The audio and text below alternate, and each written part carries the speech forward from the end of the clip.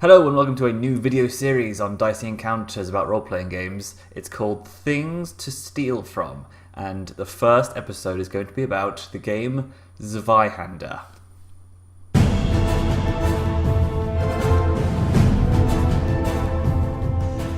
So yes, hello, welcome to Dicey Encounters. Today we're going to talk about things that we can steal from Zweihander, which is a newly released role-playing game. It's system agnostic, which means that it doesn't have like one specific universe. It means you can basically take the rules and put it into any universe. It's very similar to Warhammer Fantasy.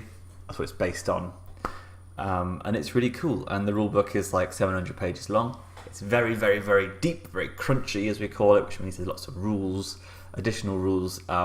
So if you're playing D&D or something like that and you like the medieval stuff, but maybe you think that you want a bit more rules, a bit more crunch, then I'm going to talk about how you can nick things from Zweihander and then put it in D&D and then have some sort of amalgamation, but pretend you made it up yourself, maybe.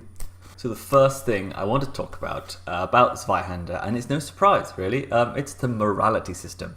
The morality system I liked a lot. It's basically each character has not a phrase like lawful good. They have two sort of opposite attributes. So stuff like charity but pity, cunning and deceit, diplomacy, hypocrisy, ferocity, hatred, heroism and martyrdom. So it's like one thing which is a good thing about your character, but also this is a way that it can actually turn like bad. Like if your character is really heroic and they dream of saving the day, they might just end up going into a suicidal charge just so they can be the hero, and they end up dying like Jaime Lannister should have done. So what do I like about this? Well, what I like about it is that it creates characters that have both good and evil inside of all of us,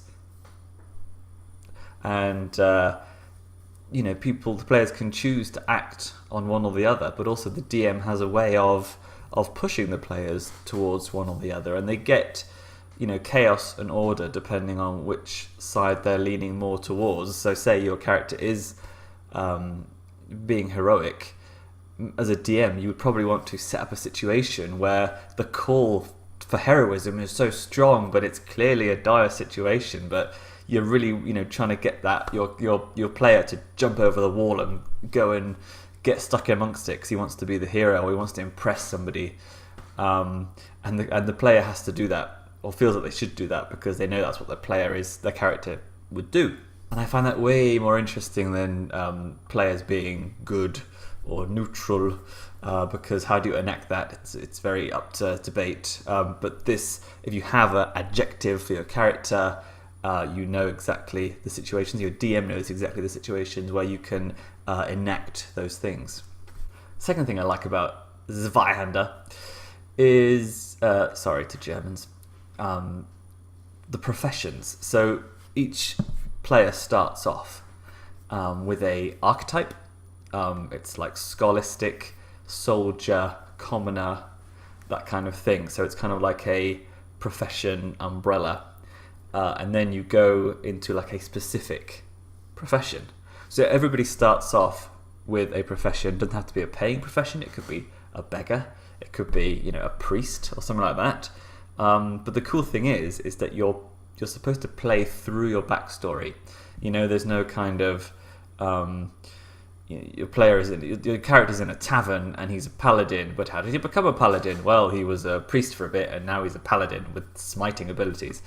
You actually start off as someone who is just normal, someone like an everyday person. You could be a city guard, you could be, a blacksmith. After all, he's a blacksmith. But you get this call to action, you start adventuring, and then once you start getting reward points from doing stuff, then you can start upgrading, and then you go into certain professions like assassin or warlock or sorcerer or jeweler. Like then you become a specialist, then you become someone of note, this 1 in a million person. well, 1 in 10,000, say. And then, I mean, yes, that does sound harsh because it means that your players are going to probably struggle a little bit at the beginning, but people struggle in D&D at the beginning anyway, and they're supposed to be like rogues and assassins and fighters and barbarians. And also you have that sense that, you may have just been a humble blacksmith. After all, he is a blacksmith. Like in Pirates of the Caribbean, but now you're a pirate or something. Okay, so the third thing that I like is actually just the dice system, the D100 system. This is, you probably know already if you see my videos, I learnt being to DM on Dark Heresy, which uses the D100, which is Warhammer 40k, and I just like it. I mean, you roll 2d10s and you get a number out of 100, and all your characteristics have a number which you have to roll under. So you may start off with 30, 40 in each of your strongest ones. So that's about the percentage that means you're going to succeed on that roll. So if you have a 40 in weapon skill, you have a 40% chance to hit something. That sounds bad, but you also have weapons and skills and attributes and feats and environmental situations and things you can argue with the DM about to give you bonuses for, say, +10.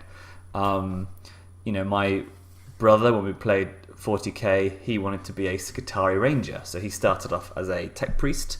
He got the Mechadendrite, which is like the little roboty arm with the visual augment on it, so that gave him a +10 to his aim.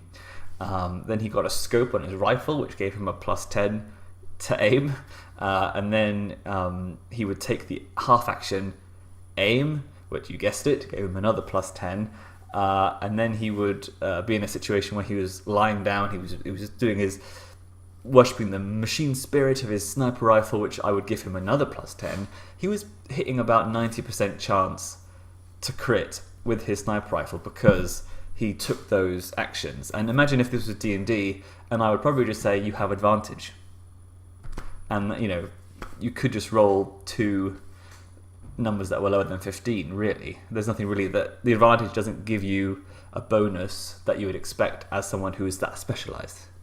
And they do kind of have a sort of an advantage-disadvantage thing in Zweihander. They say you should flip the numbers. So if you roll a 72, which would be pretty bad, you could flip it to 27, which would be a success. I don't really know. I'm not that like a maths professor, so I don't know if that is more advantageous than rolling a d20 twice. But I feel like I think I just prefer it like that. I prefer having that one number and you can flip it if you want or not. And then disadvantage is you have to flip it to the worst one. So the fourth thing is that you can the game encourages you to randomize during character creation. It has randomized tables for every single thing: your race, your profession, your archetype, the way you look. Each race has a racial trait, which means that it's like 10 to 15 kind of ways that you are a different type of, say, elf to another elf. So maybe you're the elf who is really good with a bow, maybe you're the Legolas, or maybe you're really good in like hit and run attacks, like the Witcher elves. You're like the guerrilla fighters, so you get bonuses when you're near other elves. Or you're the ones who can heal really well. You're the Galadriel one who has the knowledge of healing. It's really quite cool that all the races get different bonuses rather than all the elves being just as good as each other all the time, because who wants that, really? And you want, at least if you have two elves in your party, you want them to be a little bit different, right? Like they're not, they're all like humans, not just humans, they're different. And you don't have to randomize everything. You could say, I really want to play an orc, and I really want to play an orc like soldier. So I'll pick the orc. I'll pick the orc archetype, and then I'll just the soldier archetype, and then I'll roll to see what kind of soldier I'm going to be.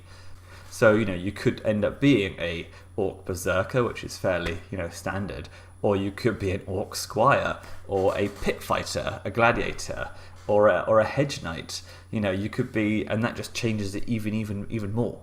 Okay, and the fifth thing that I like about Zweihander that I would love to steal from my D's and D's is the sort of the complex rules for damage and sort of lasting damage. One thing that really bugs me about D&D is just you can just have a long rest and you can totally heal up.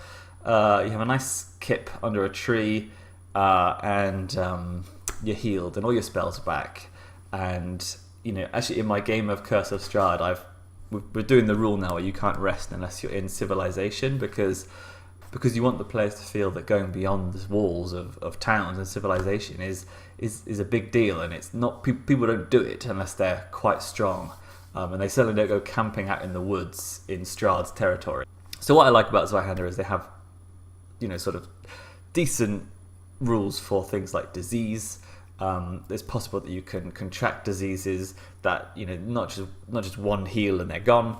It has to be specialized healing. It's a long-term disadvantage, something that the player has to struggle with. And I know that some players probably would find that just a bit, it's too hardcore. I don't want to be suffering with Genge fever for 5 sessions. That just sounds annoying. But it also makes the game have more objectives. It kind of gives you multiple things that you can do. Maybe you want to put the objective on hold, the main quest, because you want to go and help your gnome recover from this horrible disease, so you need to go find a healer. And maybe there's lasting damage. Maybe he has like a new trait. Maybe he's got like breathing issues, or maybe your character's got a scar across their face, or maybe they've lost a hand. There's some really cool stuff that your character will have to adapt to. And you're not necessarily going to become that level 20 paladin who can kill dragons with his eyes. Also, travelling is dangerous. There are rules about how to travel and what you have to do to actually get from place A to B safely. And it's never guaranteed that you can do that, which is something that I like, because I think in D&D travelling can be quite easy. It's kind of like just a screen wipe, or maybe you have a random encounter with some enemies that are definitely not that deadly. Anyway, you reach your location. Having travelling as some sort of mini game is actually quite cool, and it also gives characters stuff to be good at as well. There's this thing that people say where if you have a ranger, then if you got a ranger, then you should actually pad out your kind of survival wilderness stuff, even if the other players aren't interested. But I think you should just do that anyway. A whole session trying to get to the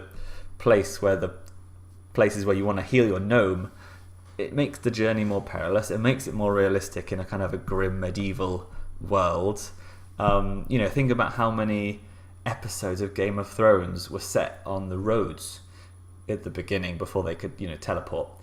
All that stuff, all that danger that you could come across your players when they're quite weak. And also, what's cool is that the players can become mad. They can be corrupted. Because magic in this world is not necessarily a good thing. Not every level 1 wizard can do magic missile at will. Some magic is frowned upon. It's not exactly a very beneficial thing to those who have no training. You can certainly end up making a deal with a abyssal creature by accident, or raising a zombie. Which can corrupt you and allow the demons inside, the chaos gods inside you. And also players will suffer stress and fear from certain situations. Again, running Curse of Strahd, this is something that is tricky, is that it's supposed to be this horrendous place, and those horrendous things that they see, like the hags in the place where I can't spoil it, but it's pretty horrendous, and the players walk out and it's fine. Well, the players are fine, but the characters are fine also, which is weird. So having like these kind of stress, fear situations where they build it up, and then eventually, if there's too much, then the players have to go insane unless they're quite their minds are fortified. So that's it from my first episode of Things to Steal From. Zweihander is really cool. I would pick it up if you like the sound of it. If you want to nick some things to make your D&D a bit more complex. Maybe make it a bit more hard, a bit more hardcore. If you have like gamers as players, especially, then that I think they would appreciate that. And as well, talk to your players. Say like, I've read this cool book called Zweihander. It's got some cool ways to make this more interesting. You can take a look at the combat. You can take a look at the morality system. Maybe not grab the whole D100, but maybe the campaign that you're running, maybe it is more grim. Maybe there is disease and madness and perilous roads, and you want to lift those mechanics and put them in your game. So guys, thank you for watching. You can read this over at dicencounters.com. Subscribe to the channel if you want to see more role-playing videos like this from me in the future.